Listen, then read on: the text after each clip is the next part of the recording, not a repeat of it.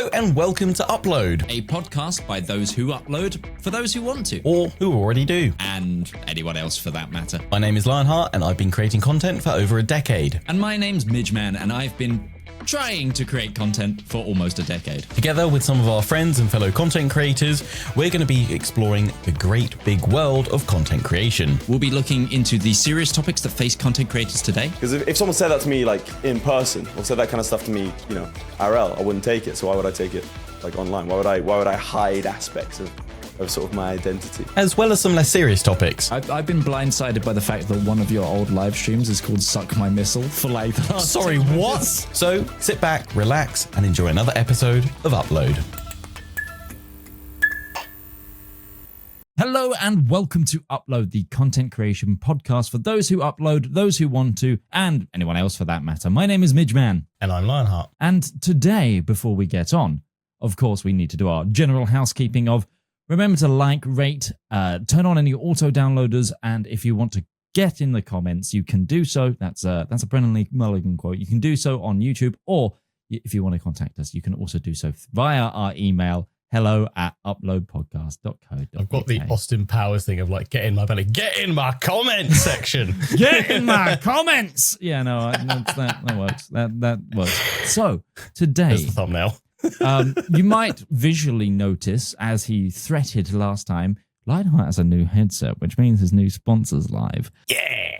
So we're going to be doing a little bit of a tech talk because you've got all sorts of new tech to talk about, including the fact that you're so obsessed with the fact that you have pressure plates on your headphone stand. I do, like, who knew you needed pressure plates? But it's like the one bit of tech that I'm like, I never knew I needed this, but it makes so much sense. Unfortunately though, I cable manage too well and I can't now bring it out to easily show you without probably causing myself a wrong. And so I'm going to have to, through the power of editing, perhaps show you on stream, on screen. S words are hard first thing in the morning. The NZXT Mix Switcher. Is it Mix? I should call this the right thing, shouldn't I? That would probably help, but I'm very new still to it all. Yeah, so we're going to be talking about Lionheart's new It's called the Switch Mix. It's the NZXT Relay Switch Mix. So Relay is their kind of sub-branding term for all their audio stuff. They're all like Relay speakers, Relay subwoofer, Relay headset. This is a really cool bit of tech, which I kind of overlooked when they sent it to me, because they actually... Initially, when we were talking about the sponsorship a while ago, they were like, do you need a microphone? Do you need the mixer? And I was like, I've got a mixer in the nicest way possible. I'm sure your USB cardioid mic is lovely, and it would be potentially a very good starting mic if you're starting content creation, like if you want to get that full ecosystem, because you want to stick to one brand and maybe you want to just use one set of software, which sometimes can be very helpful rather than... I think we both kind of, subscribe to the thing of like, yes, sometimes it's good to have lots of different programs doing lots of different things, but it does add in an additional point of failure every single additional bit of software that you put in. And as we've said so many times before, what you're doing with content creation still kind of blows all of our minds that it's even possible, right? And that it actually works most of the time. If you can keep everything within one ecosystem that you're happy with, it's largely beneficial. Yeah, there's some niche cases where you might want to string together 15 different applications to do some weird, wonderful, wacky things, like this guy with his multiple OBS applications open and running 3D graphics and all sorts. That's something I'm going to talk about today because I've actually undone all of that. But yeah, so they were like, "Yeah, do you want the USB mic?" And I was like, "I'm good with I'm good without the mix. I'm good without the mic." And they were like, "Okay, well, we're just going to send you an audio package." So I assumed that was the headset, the speakers, and the subwoofer. I was like, "Cool." And I actually opened it over the weekend because it was the one box I hadn't bothered opening. So I was like, "I don't need to pre-film audio stuff in the nice way possible." They want to see the pre-film stuff about me opening up the PC for the first time, getting that all set up. That's the headline stuff, right? Yes, it's nice to show off the accessories, but largely they don't really. They're sending it because it's part of it, given the full ecosystem. So when I opened it, I was like, oh, well, one, there's a boom arm in there, which is essentially their version of Blue's kind of spring-loaded, tweaky blue arm that sits.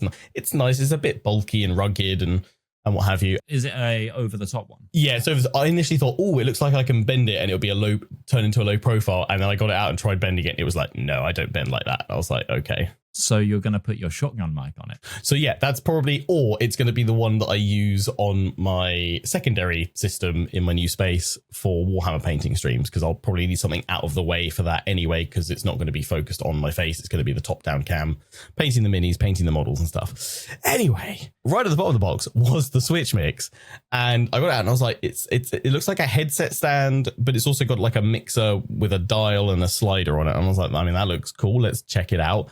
And I was trying to work out like the different interface plugs and everything else.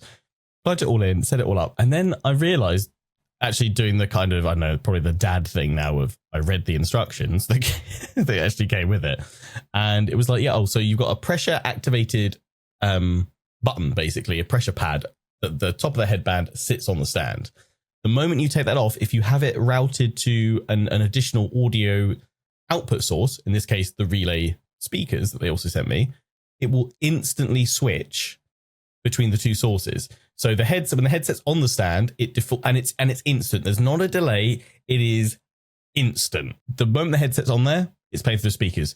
The moment I jumped into this call to do the podcast, the moment I go on stream and I'm ready, I leave the stream, like the starting music playing through the speakers. The moment I'm literally ready to switch scene to my main broadcast screen, I grab the headphones, the sound instantly switches, they're on my head. The only thing I would say I would like to see improved is an additional output, like an audio out, a line out, because then I could have fed it natively into my Go XLR. And this is something with audio interfaces that I wish just, and it's not an NZXT thing, it's a global across all brands, put in more input and output ports, like more lines in, more lines out. Okay, I know in some cases they'll be like more lines in causes problems, but an additional line out would be incredible. Thankfully, we've used something that we've talked about before when we've talked about like free bits of software that's useful. It's kind of a niche bit of software that not everyone will need to look into, but it's something called VoiceMeter, and essentially it sets up virtual audio lines in, out. And what I've done is I've repeated the audio coming out to the speakers and the headset, because that's treated as one line, one source. I've repeated that to go into my Go XLR out to my stream, because that way it means before I had to switch between different audio inputs all the time when I wanted to switch from just me editing or gaming without streaming it and recording it, to then when I stream and record, I'd have to switch it to the recording source for the game and everything else. Now it's all taken care of and it runs automatically in the background the moment Windows starts up. It's perfect. It is a bit of tech I didn't know existed, and two, well, I knew I wanted something like this, but I didn't know they'd done it. So honestly, like, thank you NZXT for sponsoring me, not just because of all the awesome, cool stuff you've sent me in terms of the PC, but for opening my eyes to that you had this product as well. Because, and the problem is they'll never sing and dance about it. Like, we'll geek out about this and get very excited because this is such a niche application for it. But oh my days, if you're looking for something, and I should say as well, it has a 3.5 out, so you don't need to necessarily use their headset with it. You could plug it into another headset that has a 3.5 in. I personally prefer wireless headsets just because I'm not a big fan of having wires across me. But for this, I'll happily live with this, and these are bloody comfy as well, so it's a win-win, really. Is that cable replaceable? See, I'm good. Yeah, I can. Okay, yeah. Cool. Something I was just doing that thing where I was like, it's in, but I'm checking. You can get 3.5 Bluetooth adapter things. Oh, onto like a dongle thing. So you dongle one end, dongle the other. The thing with that is I would then get frustrated about forgetting to charge it and delay. Yeah. A wireless headset I had before, it actually had built-in little contacts on the top of its charging bit, and you sat on that. I wonder if that's what they'll do, though, as well, to maybe... Well, yeah, I mean, because they're running... So the pressure pad literally runs on a 3.5 cable that you then plug into the mixer that sits off the stand. And that literally isn't for audio signal. That's literally a signal to say, hey, pressure pad is activated. Mute audio out from what's being fed in to this source and instead fire it out to that source, aka don't send it to the speakers... to the headset, send it to the speakers, because the headset is detected on the pressure pad. And then when you take it off, the pressure pad goes, ooh, put the signal to these boys. I wonder if they'll work a way to make that a charging thing. I think probably what they're planning to, because they don't have one in their lineup. This is the only headset they do, just this one, and they're done, which actually, I think is the way to do it, because there's so many other brands that do 50 different variants of their headset, and you look at them and you go, which one is the one I want? This one, NZXT are like, this is the headset, this is the one. It's, you know, high quality certified, high def. You know, I haven't tried the microphone yet. What it'll probably be is it'll be clear and flat. I 100% would have taken the microphone from them just to do testing. Yeah, I will at some point go, here's the microphone in it. I love that it's detachable though. Thank you. I don't like, because when you just want to wear them, you don't want to have a little mic that you've had to. Oh, you mean the headset mic? I was talking about the USB mic as well. I would have been... Oh right, yeah. I'll be checking that out as well. Yeah, but yeah, the little headset mic. I'm so glad it's detachable. Thank you. That's just like another big positive, because especially if you're built into an ecosystem, you don't want to then be like, oh, okay, so I'm having to use that headset, which in this case you aren't. But if you wanted to, you'd be like, oh, I have to use that headset, and now I have to keep this random mic here that I'm not using because I'm using like an XLR or a USB card or whatever. So it's nice that detaches. But yeah, I would imagine that is, again, from the stuff, the description on the box, it'll probably sound like most headset mics these days of this kind of range, which is they're pretty clear, but they have no depth to them, because there's not enough power to them.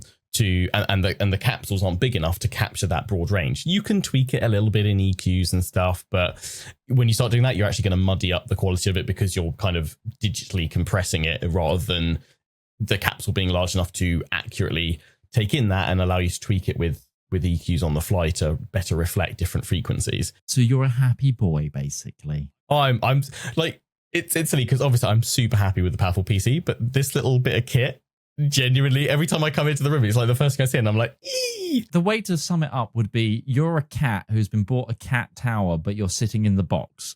It's the cat, yeah, and it's the cat tower that has the equivalent of like Bluetooth for humans, because like remember like early 2000s when everything suddenly got Bluetooth and everyone was like, I have to Bluetooth all the things because we have Bluetooth now, and everyone was like, Bluetooth everything, Bluetooth your spatula for cooking, it'll tell you the right temperature on a beeper, or you know, weird things. Is there a spatula? There probably is. Oh, there 100% is a Bluetooth spatula. I guess final point on the headset, and because they've only got this one, I will be very surprised if at some point within the next few years when they're doing new product releases, okay, accessories aren't a big part of their business. It's cases and pre-builts and cooling. But I would be very surprised if they didn't take a swing at doing a wireless one.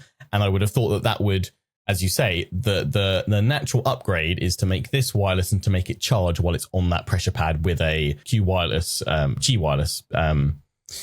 like charger pad built into it to charge wirelessly while it's sat on there, and then it does exactly the same thing except it's wireless. That would be your dream. Actually, you rather nicely mentioned a program named VoiceMeter in there, and I want to just talk about another option that has been released. Yeah, because they've been listening to our podcast, clearly. Our lawyers will be on to your lawyers. They will not, Logitech. We can't afford them. We can't afford lawyers, first of all. We definitely can't. Yeah. So at the end of a previous podcast, we had a question from the wonderful QG asking what our dream piece of tech would be. And I was like, I need some sort of mix router. And I want one that's video and audio eventually. That would be the actual dream. But Logitech have just released, it's a free program as well. It's not available globally yet, but Logitech G releases full version of Mixline, a free and easy to use audio mixing solution for gamers and creators. And basically is what you do. It gives you all of the possible sources in on one side, and you draw a line to the line out you want it to go to. And I don't think you're limited in how many line outs you can have. I haven't tested this yet. This could be a huge solution for a lot of people. I'm looking at this, and you can create submixes. You can just add them directly as lines and sources. And as lovely as VoiceMeter is, and it's fairly straight. Well, it's got a terrible UI, basically. Yes. It's straightforward for me because I know I need to press two things to do what I want to do out of it. And then I close it, or I tweak the starting preferences of saying start up and close to minimize. And that's all I ever need to do. If you open it for the first time, and I remember the first time I opened it and I went, what does anything look or do here? It's not like, unless you know what you're doing, And I think the first time I ever got it to work was literally me fumbling through settings for ages until I suddenly haphazardly clicked on the right combination of things to make it work and just left it janky for years. And now when I come to it, I know, right, oh yeah, that's my input one, that's my output, these are the readings on it, these are the frequencies. Oh, if I want to double it into another mix, I can do that. It is probably maybe more lightweight, I would imagine, than the Logitech one. It's probably going to have, that's probably going to have a little bit of like bloat to it. I don't know what it's like stability wise, and obviously because that's something that as a creator, and I think probably you're probably of a similar mindset as well, I freak out about because I had it when I used NVIDIA Broadcast, the standalone app. There was like a couple of versions in between when it first came out and where it is now, where every so often it would just stop doing noise suppression, but you wouldn't know unless you were listening back to it on the fly, which I don't do because I can't have my voice inside my head while I'm speaking at the same time with side tone. It freaks me out, and yeah, it doesn't help. I start speaking slower because I'm trying to listen to myself coming through, and I can't handle that. And I know a lot of people go, oh, I need side tone, and I'm like, no, I need to find the side tone option that goes off. That's like it's the first thing I did with these in the software. I was like, and side tone, goodbye, never want you. Normally there's a very subtle delay. That's normally the thing that makes you start going really slow, is if there's delay. I'm actually monitoring myself for this podcast right now. Oh, I can't do it. You're a machine. But when I'm streaming, I can't do it. But it's normally to do with a delay. This has no delay because I'm going directly into the mixer that this mic is going into. So it's 100% just exactly as I'm speaking. So when I do want to listen and check it, I do it through the Go XLR because that's fine. But also it would still freak me out. I'd be like, oh no. I'd probably you'd probably see me on a stream. I would like within about a minute of talking, I would just suddenly like just stop and like look really like I can't handle the voices. And I know the voices are me. It would really throw me down like a weird little rabbit hole. If the software turns out to be like really stable, really reliable, oh boy, is this a game changer. And it's going to be the bit of like the standard bit of toolkit that, you know, we'll be saying you want OBS, you want. The key things I'm looking at here, which I think make it kind of stand out, is they've developed it with Streamlabs as a thing, so it's had a lot of testing there. Yeah, because they now own Streamlabs as well, Logitech. So it's going to be we've done it. Actually to be fair, because I know obviously you're not the biggest fan, because I'm broadly speaking, I love Streamlabs because it's the only bit of software that I can do for what works for me. But I will still. It's like going like, you know what? I'm proud of being British and our history, although that all the atrocities of being an empire and everything we did then, you know, it's like I'm not saying Streamlabs I'm not saying Streamlabs did that, but obviously they've had some yeah. Will this part of the podcast survive the edit? Let's find out. And then probably not. But so I know Streamlabs have had a rocky, and sometimes they've been seen to be doing kind of some sketchy business practices in terms of their relationship and their accreditation to OBS and its open source nature, and what they've developed as their own standalone things have sometimes been muddied between, well, there was something already in development with OBS and you kind of took that and maybe you should give a little nod to that. They've separated themselves out now. It's Streamlabs desktop. It's not, you know, called OBS at all. It's still built on that and it's still open source within their stuff, and they do their own development. And they've now, I think they're trying to, I think broadly they've cleared the air from like a business relationship standpoint. I would say it's cleaned up a lot that Logitech have taken it over. I wonder if during that time they were like, and so, you know, our offer that we had in, just drop it by a few million and fire it back across. And they were like, yes, please. Sometimes, yeah, it's very telling when you can see a company, especially like a tech company, that needs a firm hand on the PR rudder and the comms rudder of the ship. I guess with it being a part of a broader brand like Logitech, they're going to be far more aware of the choices and decisions and development things that they do, and making sure that credit goes to various bits. But the more important thing is that this software has been specifically designed, not specifically with OBS in mind, but with creators and the types of software that they use. So it's got the best possible chance of integrating fairly well and actually working, which a lot of the time when we're talking open source, it's like, here's an amalgamation of this open source stuff and here's this random open source stuff and let's see if they gel together. Whereas this time, it's like, actually, we've developed it from the ground up with this in mind. From what I'm seeing as well is if you have Mixline in, it replaces the audio driver for Streamlabs, so you actually have better performance, which is nice. And the real thing that I think is going to be a clutch element that I think people will overlook at first, but go, oh my gosh, this app can record audio as its own recording line as well. Separate thing. So you can have a backup clean raw feed without any of whatever you're doing through Streamlabs or OBS as additionals. Oh, look. Now this is dangerous because I've got a very important stream later, but this is almost making me like, let's redo the audio stuff. No, I'm not going to today. Over the weekend. This is a weekend job, everyone, all right? It's a weekend job. Don't do it like a few minutes before you stream, because I've done that too many times. We've all done that too many times. I'll just change the one setting. It'll be fine. Speaking of things I'm going to attempt over the weekend, also things I attempted this weekend in more creator tech news, Aitum, who make the vertical canvas and also Aitum the program, which is something I use when I stream, talking about my complex stream setup, is they've just released Aitum Multi-Streaming, which is going to be a plugin that is cleaner and less fumbly than the one that you have to install into OBS normally. They've got a new open source multi-streaming system, which... sorry, my window just absolutely... through you just in the window report going live to now.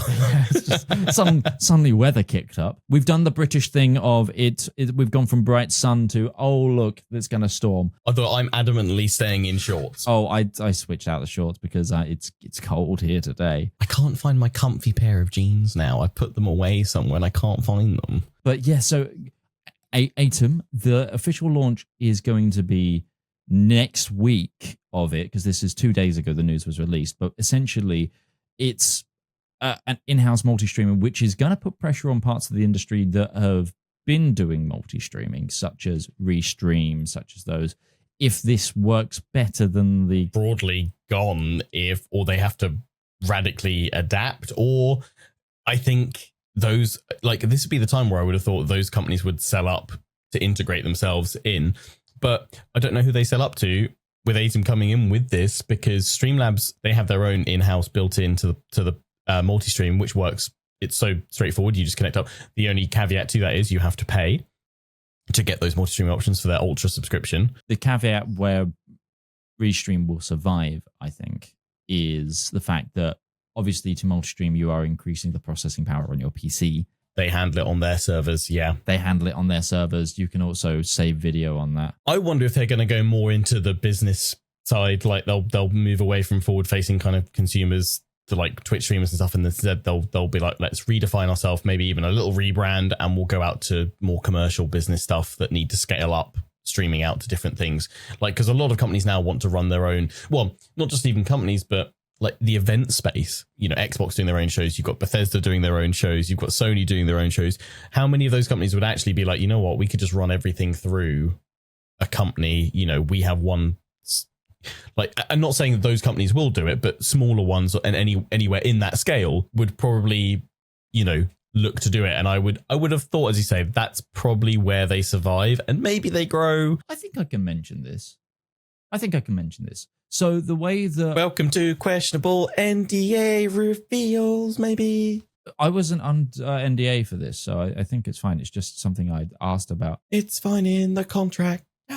So Paradox has done stuff for Xbox Game Pass, and one of the Xbox shows, the way they handled it is essentially you would stream to a Restream account, generating an RMTP, and then when it was your time to go live, they'd put it on their Restream and just essentially click on and click off the sources. So essentially doing it as like... That's a very good way of taking... If you've got like a tournament thing that you wanted to capture all their feeds in and you didn't have them in a studio, that's potentially a very cool way of firing in lots of different feeds. Almost old school telephone line where they're like, let me connect you. It's like... Yeah. Let me, hang on, here, plug in there, and you want to talk over there? Essentially, that's what they'd use it for, and I think that's the right thing to go for.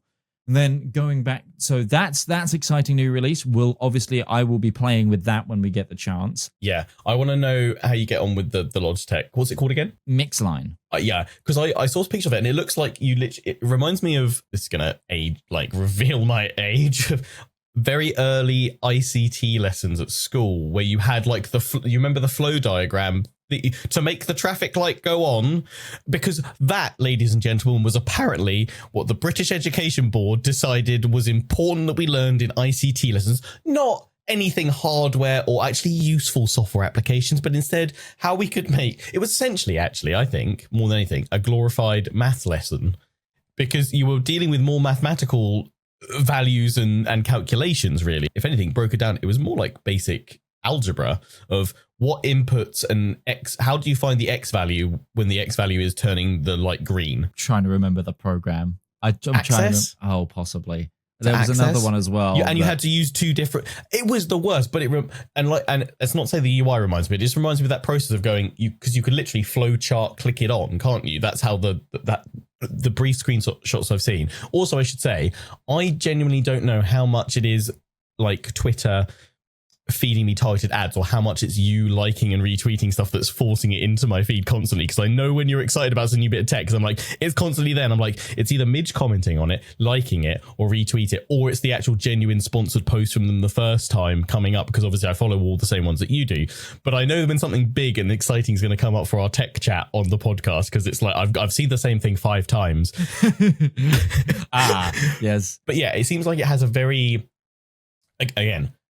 user-friendly interface to use, which is where VoiceMeter struggles the most. It might be super powerful. It might even potentially, maybe at this point, until it's refined a bit further, maybe have kind of cleaner lines with how it's integrated. And it's got a very robust virtual audio driver, because it's been around for, I don't know, I want to say like 15 plus years-ish, something like that. Longer, probably 20, 25. Oh, yeah, no, it's older. Yeah, I think it first launched on like Vista, so like they've been doing this for a long time. They know what they're doing basically with VoiceMeter.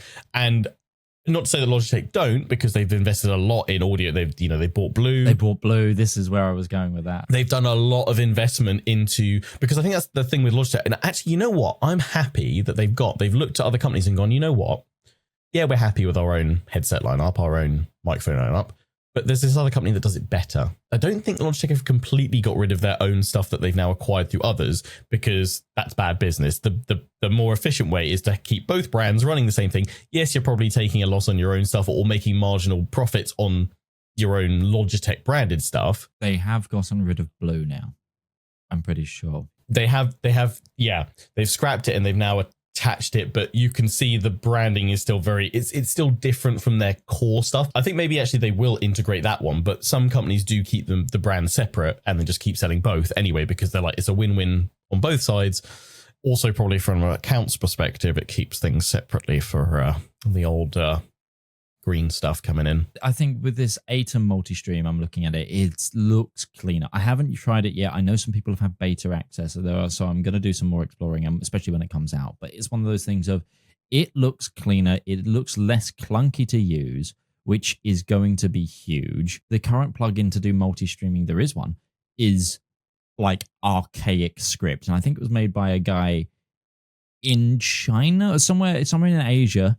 And the translations in English are also a little bit clunky as well. So it's like, all of this stuff is just going to, if anything is more user-friendly, it's a great movement for the streaming space. The biggest thing I was going to kind of add on to you there is, broadly, the types of software that streamers and creators typically interface with have a very hit and miss UI experience. Either they're really good or they're really bad. There's not much middle ground. Like OBS, actually, looking at it on its like default install, doesn't look great. It's and you look at it and you go, oh, where do I start clicking? Well, it looks better than it used to. Yes, it's good. If you think the current version still looks pretty trash and bad, before OBS Studio existed. Yeah, regular, like, because you had regular OBS and you had Studio. God, I remember actually, like, the last time I was like, this is the last OBS I download, because the next one I'm switching over to using Studio. Studio never used to work for me, so I used to use the old OBS, and it's like, it is a Windows 98 looking model trucker. It is just this big grey screen that says nothing to receive. I'm sure there's some people, probably a good chunk of creators that still, and it's actually probably, I would say, fairly sound advice of, there's still times where you don't actually want to use the latest version, because sometimes a previous version will have, like there was one where I couldn't update OBS for like 6 months because they needed to fix a routing thing with NVIDIA that was causing the noise suppression stuff to no longer work. And for my use case, I needed it working. So I stuck with an old version. And typically, actually, I know quite a few other creator friends that do it. When a new update for OBS comes out, they won't update to it for like at least a month or so. They'll wait for all the bugs and the kinks. And that's good practice anyway. You could probably have like a content creator meetup and be like, so what version of OBS are you running right now? And you'll probably have like a couple that are running the latest. And then most will be like, I'm running this one that's 3 months old, this one that's 5 months, 6 months. I'm running one that's 2 years old because it just does this weird little thing here that works for me. And you'll be like, in this new version, it does that thing. You'll be like, mind blown. They'll go home afterwards, the meetup, they'll do it. Their computer will be ruined. They'll lose a week redoing stuff. I'm not projecting things that have happened to me.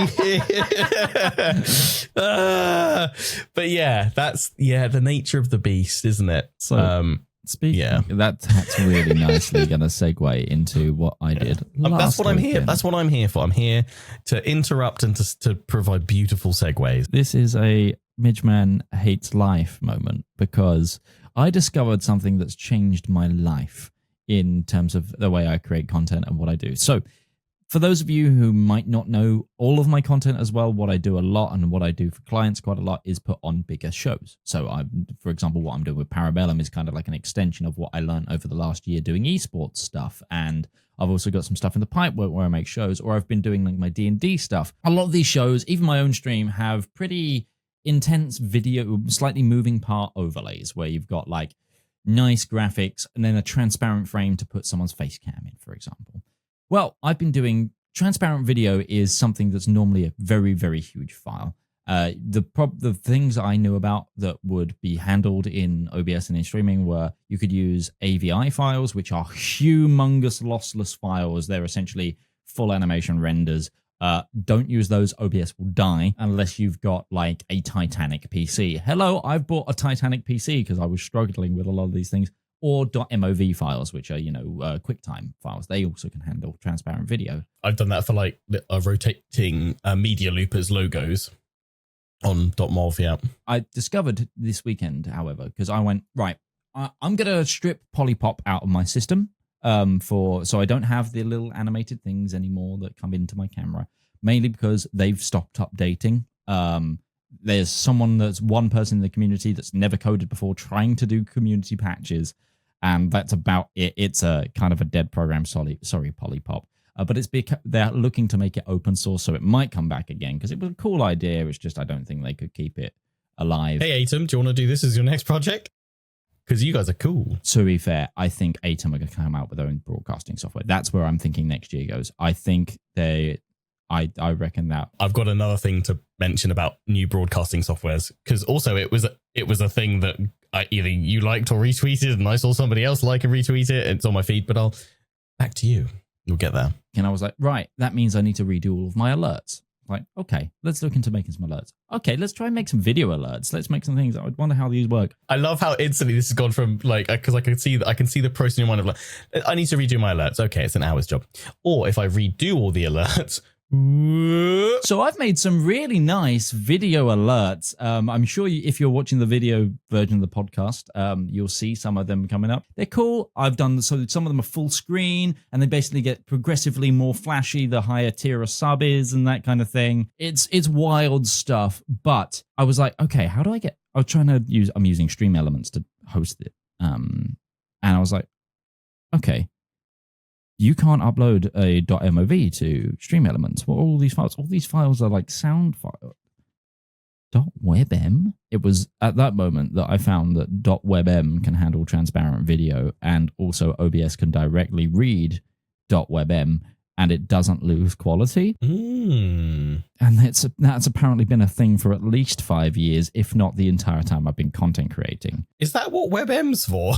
Suddenly I'm like, oh, that's that. Oh, there we go. It's what WebM is for. That's what's WebM for. I'm now checking on what my Stream Element videos are Hey, a 10-second looping background for me used to be like 2.8 gig. It's now 10.2 megabytes, and I'm so frustrated. It's so much easier to run my system. Saved, It's going to be this. I'm slowly rendering through all of my shows, all my scenes. Your PC's like, thank you. It's like when it's like, encoding too much when I change to certain scenes. I don't have that anymore because it's all like 10 meg, and I have 128 gig of RAM. If it was running out, I would cry. It's the most frustrating but also relieving thing to have found out. But it's just like, I've been doing this for 9 years, and at least 5 of those I've been doing them incorrectly. All the overlays that I bought years ago, they're all .webm. That's what that's for. That's like 605 kilobytes is my like main background. Yeah, so for me, that would have been about 5 gig, probably, in the way that I've been doing stuff. I hate myself. So everybody, .webm files are the future. However, I've noticed something clunky about .webm files is you can only render them in the Adobe suite via Premiere Pro or Media Encoder. So if you've made an After Effects file, you have to render it out as .mov or AVI, put it into Prem, and then put it out again. Or send that After Effects file to render in Media Encoder, and I hate Media Encoder. It's talk about hit or miss pieces of programming. That is one. Dan just popped in with, don't get me started. Because I rarely use After Effects, but every time I do it, I'm always like, right, at export, and I'm like, no, piss off! Media, no! At least with like Premiere, most of the time when I do it, because I don't ever queue stuff up in it, so it never needs to go to that. So it's just like, and natively like Control M, got the built-in thing, away it goes. Oh yeah, I'd rather render it in one than render it in the other, to be fair. Just another like, I don't know, like superstitious thing, but I think I think it is a genuine thing, because I have this like this habit now of whenever I render something, once I'm done with that file, when I close it, I actually go and I manually delete my whole Adobe folder of like the media cache and stuff, which is bad if I then need to go back in. But I mean, it takes like maybe like 15 seconds for it to rebuild the previews. The reason why I did it is that years and years ago, like probably like 4 or 5 years now, I've been doing this because I had an issue where I was importing like my next project that I was going to work on, next video, and it was playing the audio from a different file. Basically, the cache had got so full, and something had gotten janky in the background and was linking it. And the only way I was like, I just delete the whole cache. So I now literally have like a shortcut to an Adobe folder that I just, after I close down Premiere Pro every single time, I go straight in, I select everything, delete, then I load it back up, drop the new in. Don't change my process. Like, it's like me looking at the camera spot over there. It's gonna change. Everybody, for normal people, it's edit, preferences, media cache, clear media cache, just so you know. Although there's some other stuff I delete there as well. I don't know what it is, but it works. I have like, what is it? It says Adobe. It's the analyzer cache files, the media cache files, and the peak files. I delete all of them every single time, and then I don't have any audio like discrepancies. Peak is your audio previews. Oh, also, just because I'm on the new PC now, and it's obviously downloaded the latest version of Premiere, it has boggled my mind no end that they've now changed the background color of your video. It's now like this bright turquoisey blue, and that's thrown me, because it used to be if it ever went blue, it was when you hit the enable thing, or what, I don't know what that is or does, but sometimes I'd accidentally press a button and it would say it's been enabled or something. I don't know what it's for, but I'd be like, I don't want to do that. Control Z until it goes away. And now I'm like, is it permanently on the? No, it's just a different background color. That threw me. They've just changed their entire UI, and it was very confusing. Don't. It scares me, Adobe. Stop it. I just want to end on one thing, because I don't know if you saw it. Meld, talking about a new streaming software. Meld apparently is like a brand new one. Like they've just smashed into kind of the space as such to say we're an alternative to the likes of OBS and what have you. But I think you're right. I'll be very surprised if in, I don't know, next year or two, they are Aitum try and do their own full. It'll be built off, I would have thought, like a lot of OBS open source stuff, and it'll be Aitum Studio, and it will allow you to broadcast, record, and have all their stuff built in, which will reduce some of probably the janky integrations that are likely to occur, because it'll be built with everything built in from the ground up, like fully integrated. That's where I think I fully agree. I think that's where they're going to go. So Meld, I've watched a couple of reviews and stuff on this, and it's good for someone who's a beginner, but it doesn't have the flexibility of OBS. Same with Streamlabs, but it does. One of the nice things that Meld has, it has some things that are plug-in sources for OBS are native in it. For example, you can auto mask frames. You can like change the shape of like what the things are. You can curve edges and stuff. I have looked at Meld, and yeah, I think that's the natural space. I think Logitech will rebrand Streamlabs. I think that will become like... You think they're going to be like, what, the Logitech Studio or something? Or Logitech Studio or Logitech Labs or something like that. Now that they've got their own audio thing, I feel they have a video thing, and I think they'll... The one thing I love about it, and that's the other thing I just wanted to say on the end of the Logitech stuff, I love that they have not price gated this mixer stuff. I like that it's a free software, and it doesn't seem to say anything about you have to be using Logitech sources, because Rode have one, but it only really works with Rode stuff. And yeah, it seems to be that. As well, when you say about the whole price gating thing, because they do price gate a lot of stuff with Streamlabs. If you're a full-time creator and it's the software that works for you, like I'm very happy to have that as a monthly business expense. That, that goes out with the same of like paying for Adobe. It's a necessary expense. Yeah, in a perfect world, would I prefer not to pay for it? Sure. But if it means that it goes into, adding further development to the product and stuff like that, okay, fine. But I am actually quite surprised that that it's not saying, hey, brand new feature for Streamlabs Ultra subscribers. It's our new mixer, because they could very easily have done that. Like they could have done, but they've gone, it's free. Have at it. I'm really excited. I think we're in a really exciting time for the streaming space. Next year, I think is going to be a really cool one. And the other thing I was just going to pose to you, Lion. I was just married man. I was thinking over Too late but again. I was thinking outside of the podcast, I was kind of discussing this, and I think we've mentioned this on the podcast before. It's like where it's like we want to do certain like review things, and we want to do I would love to just talk about tech, and it doesn't really fit on our channels. Is it worth us just putting some extra like videos out on the upload channel for that? I think so. Upload can be all things stream and tech and the creator process, because more often than not, we're like, whenever we've kind of, not that it's like we're like, oh, we need a filler episode, but we're forever like, oh, what are we going to talk about today? And like, we've always got topics to discuss, but we're always like, actually, there was this cool bit of tech news or this thing.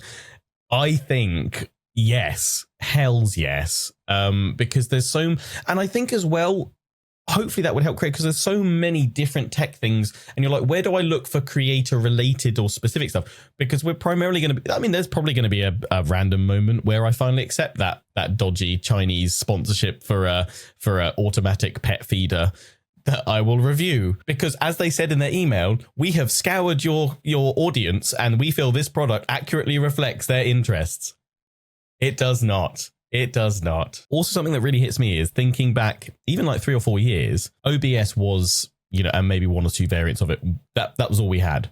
Like, I feel like content creation started with like stuff like Fraps and what have you. Then you had this explosion of lots of different bits of software to try and do recording and stuff. And then as streaming took off, really you had like XSplit and you had OBS.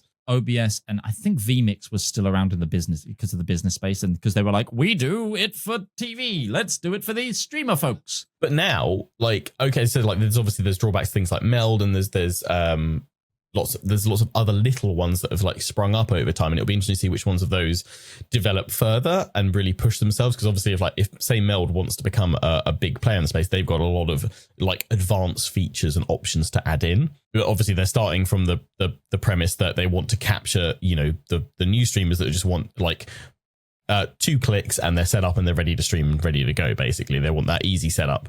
They're like the pre-built software package that they want to try and position themselves with, but they don't want people then after a while going, well, I want to do these advanced things like I see other streamers doing and moving on to OBS. They want to keep them in-house, so they'll need to expand their app. But it does make me very excited that we've now, because competition is great in this space. I mean, quite literally, the things we've seen between OBS and even Streamlabs, the stuff that they've both been doing back and forth. One will develop one thing, then you'll see a plugin or something else developed for the other, or something natively injected and developed in the other, or they'll find a different way of doing it. And that's only a good thing. Although I think probably of all of the like up and coming stuff, I think Aitum is the heavy hitter coming in here, because they are developing they're not just developing little like niche features, they're developing big stuff. And stuff that at this point, and in a way, actually, I kind of feel like they're in a strong position than OBS, because OBS, I kind of feel like they focused a lot on stability, which they have to do, but they've not had those big new feature sets for quite some time. And Aitum comes in and goes, hey, we've developed this, this, and this. And because OBS is open, I feel like Aitum have almost done the heavy lifting, creating the brand new features.